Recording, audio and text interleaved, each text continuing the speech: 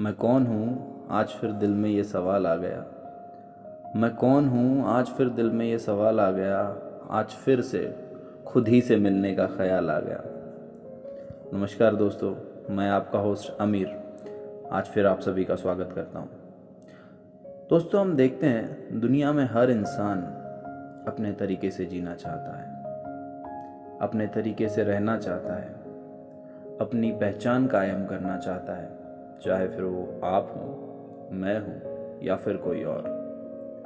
हम अक्सर ये कहते हैं या कहते हुए सुनते हैं कि मैं ये करना चाहता हूँ, मैं वो करना चाहता हूँ, मैं आज बहुत दुखी हूँ, मैं आज बहुत खुश हूँ, मैं सैड हूँ, ये मेरा है, वो मेरा है, मैं ये, मैं वो, मेरा ये, मेरा वो, एक्सेट्रा एक्सेट्रा। मगर यहाँ सबसे दिलचस्प सवाल ये उठता है कि ये मैं आखिर है कौन? हम जिसे मैं कर रहे हैं, ये आखिर है क्या? सही समझा दोस्तों, आज हम इसी मैं को ढूंढने की कोशिश करेंगे।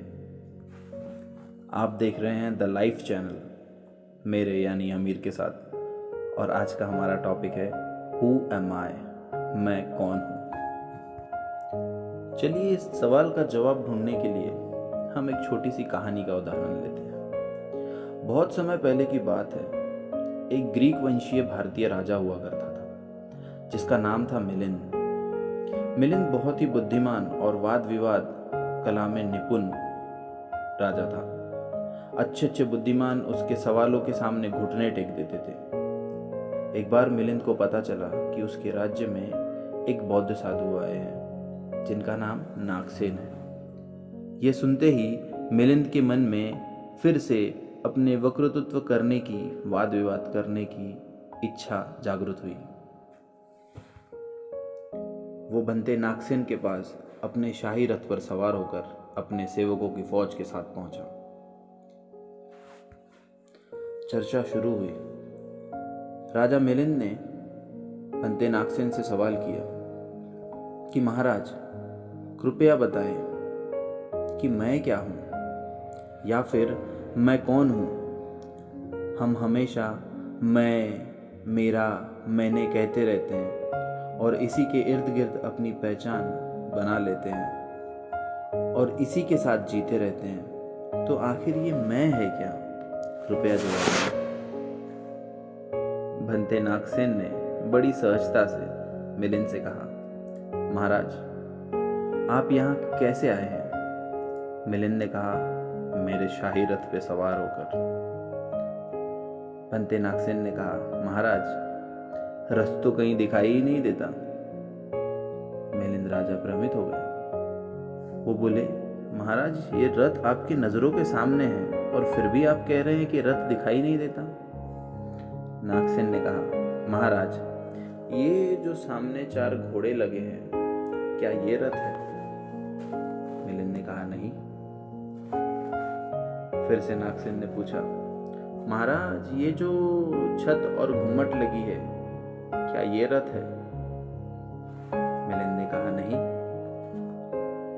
ये जो सीट लगी हुई है, क्या ये रथ है?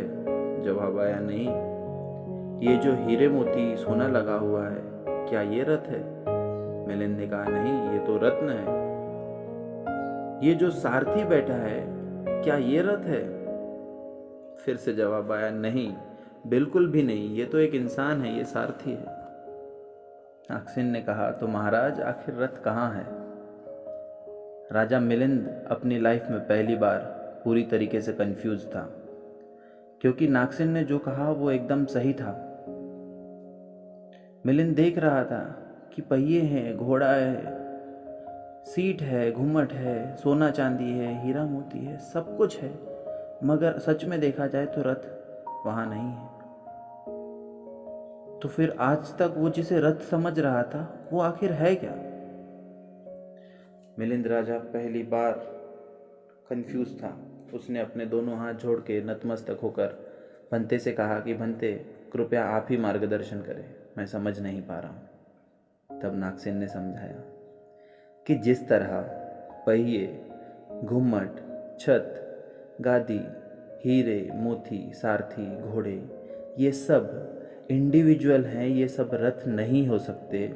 ठीक उसी तरह व्यक्ति के जीवन में सुख, दुख, कठिनाइयाँ, अच्छाइयाँ, मेहनत, बुद्धि, भाव, दृष्टि, शरीर, व्याधि, सफलता, असफलता, वस्तु, व्यक्ति, विचार, ये सब भी हमारे जीवन के व्यक्तिगत मीन्स इंडिविजुअल गुणधर्म हैं। जिस तरह सभी चीज़ों को मिलाकर जो नई संकल्पना बनी है, उस संकल्पना को हमने रथ नाम दिया है।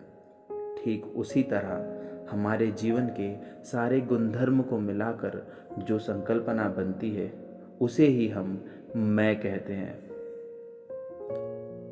जिस तरह रथ का खुद का वास्तविक अस्तित्व नाम मात्र है, ठीक उसी तरह हमारे मैं का अस्तित्व भी नाम मात्र है। तो अगर मैं का अस्तित्व नाम मात्र है, फिर हम लालच, क्रोध, अहंकार, घृणा, जलन, ईर्ष्या इत्यादि चीज़ों के पीछे क्यों भागते हैं? जब मैं का अस्तित्व ही नाम मात्र है, तो ये सारी चीज़ें, ये सारे गुण नाम मात्र और शून्य हो जाते हैं, काल्पनिक हो जाते हैं। जब आप अपने आप को एक संकल्पना समूह के रूप में देखेंगे, जिसे नेचर ने बड़ी खूबसूरती और बड़ी सहजता से बनाया है, तो आप ऑटोमेटिकली इसमें